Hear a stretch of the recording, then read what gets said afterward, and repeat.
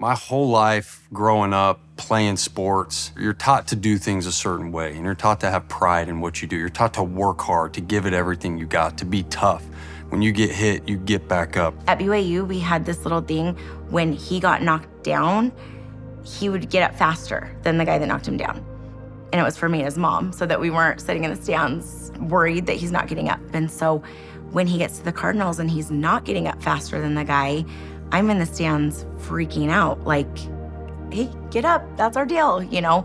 And then watching his demeanor change. I knew something was off, something was going on. I knew he wasn't being honest with me about things, and ended up finding some drug paraphernalia.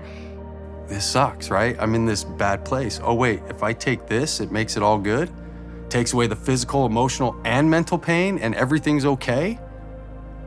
Give me some more of that. I had 2 babies during this. Rex, our son, was only 5 months old when I found out I'm pregnant again. And so not only am I pregnant, I have a newborn baby, and then my husband's going through something that I can't help him with.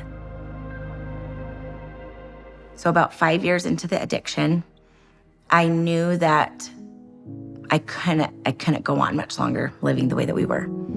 And I just started praying that something would happen. And I didn't know what I was praying for at the time, but my Heavenly Father did, and Max was arrested. And that's when it really hit me, when I got to the back of the cop car, man. You're sitting in the back of a cop car, hands behind. They slam the door shut on you, and there's silence. And that's when I thought to myself, it's over. It's over. I just lost everything at that moment right there. My family, my reputation, any future endeavors I thought I could do, maybe coaching in the future, all of it, gone. No one's gonna want anything to do with me anymore. Next morning, hits the news, front page of all the newspapers, social media, everything. I felt like our secret was out. I had been keeping this in for so long. Not even my best friends knew what was going on. I didn't tell anybody because I was trying to protect him. And while protecting him, I was like dying slowly inside because I just was holding something very, very hard inside. I didn't think this at the time, but now it was the best thing that could have happened to me. It was God's way of saying, okay, you're done. We got to fix this. I turned my phone off through all this. I had some inspiration to turn it back on. I turned my phone back on. Right away it rings. It's Brandon Doman, my coach from BYU. He says, Max, I love you. We got you. We're bringing you up to Utah. We're going to take care of you. Like, we got you, buddy. You know, BYU donors and fans and stuff that had called wanting to help, like, what can we do to help Max? And knowing that those people didn't just step back when they saw someone get arrested, that they wanted to jump in and just surround him with love and support. And me too. I mean, surround both of us. I was getting calls and texts too. It was incredible to know that they still want to be a part of our lives. But when I was arrested and then I end up in rehab, I still haven't really had like any sort of closure conversation with McKenzi. I didn't know where she stood. And I remember when I got into rehab, I wouldn't answer the phone in rehab. I didn't want to talk to anybody, especially her, because I was scared to death of what she was going to say. I thought the words were going to be, I love you, but I'm sorry, I can't do this anymore. I'm glad you're getting help, but I'm out. During that 3 months, I didn't just sit around and mope and, you know, be sad that my husband was in rehab. I started taking care of myself. I started learning about addiction. I started learning about codependency. And then I also started taking 1 hour a day for myself. I feel like for so long, I was Max Hall's wife, you know? And I decided that I want to find myself again. So I finally work up enough courage to call her, and she goes, Max, I love you. I'm so grateful you're in there. I'm here to fight if you're willing to fight. So that was a big step for me.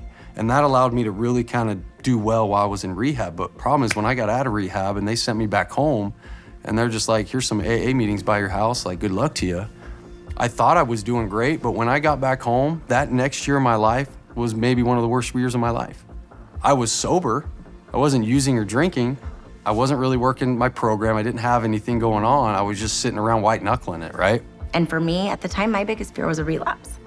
And I learned that that shouldn't be my biggest fear, that I need to just focus on myself. And by doing that, whether there's a relapse or whether there's not, I'm gonna be okay, because I am gonna be strong enough to be able to get through whatever comes. So that's when she's like, dude, I didn't sign up for this. I'm not doing this. You're sitting on the couch all day long. You're depressed. You won't answer your phone. You won't go out. I'm in this rut. And so I finally sat him down and I said, Max, are we gonna do this or not?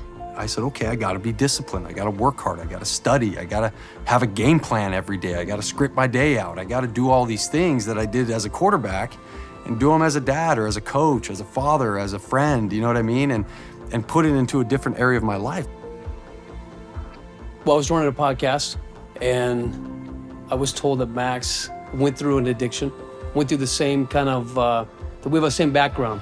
I wanted to see where his mind was at. I know if he could recover, that his information, his process could help other people along the way. And he asked me if I ever thought, Max would ever do anything else besides coaching. And I was like, no, that, he's so passionate about coaching. I know that football is something that needs to be in his life forever. And he's like, well, I think that there's more. When you talk about even in the 12 steps of recovery, the last step, the 12th step is giving back. Like that's how you stay sober, is giving back and helping other people. That's like a big part of it. I want to have an aftercare program that people can be in as long as they want. So yeah, you might go to a 30-day rehab. When you get out, come to us and let us continue your care and keep you on the right track so you don't fall into a deep depression like I did or anxiety like I did because I didn't continue my care. That's what we're trying to give. That's our niche. That's what we want to do at Victory, is create this community of people. I hope that we are able to help as many people as possible. And not only addicts, but be able to help the loved ones. Because if the loved one doesn't get help, as much as the addict, it's not gonna work. She was dealt this hand. She didn't ask for it. She had to deal with a husband who became a drug addict and watch me go down this path of destruction. And she could have easily quit. She could have easily bounced and not had to deal with it and moved on. But to her credit, she's a freaking warrior, man. She's just like loyal, had my back the whole time and said, okay, what do I gotta do to make this thing better? She didn't sit back and say, Max, this is on you. You gotta go fix this. No, she got in. She got in the arena and started going to work, working on herself, reading books, learning about addiction. And I think it is the person that I was supposed to be, all along, but I don't think that I would have ever gotten to this point without the trial that we went through and without all the things that I had to heal from and to help me grow and become as strong as I am today. And that's what we want to do at Victory Recovery, is be able to help families, addicts, and really anyone that wants to even learn more about addiction. And so I think it's gonna be pretty cool. Last year, I got to go back to BYU really for the first time. I went to the BYU Utah game, and I'm nervous because I don't know how people are gonna react. And to my astonishment, man, as soon as I walked into that stadium, it was nothing but love from blue or red. This is amazing because I think people for the most part understand there's things in life that are bigger than football, bigger than BYU Utah.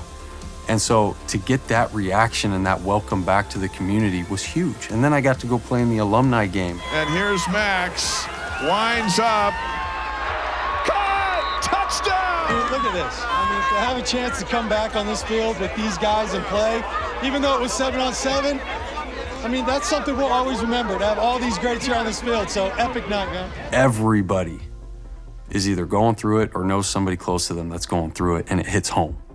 So when they can see somebody go through that, no matter what color jersey they wore, they understand what that's like and the importance of it, and they can relate to that. So it's no longer about the red and blue anymore. Yeah, I'm still gonna cheer for BYU or whatever, but it's about the community and the connection of people go through mental health issues and addiction issues, and we need to rally around and help, and I felt that support.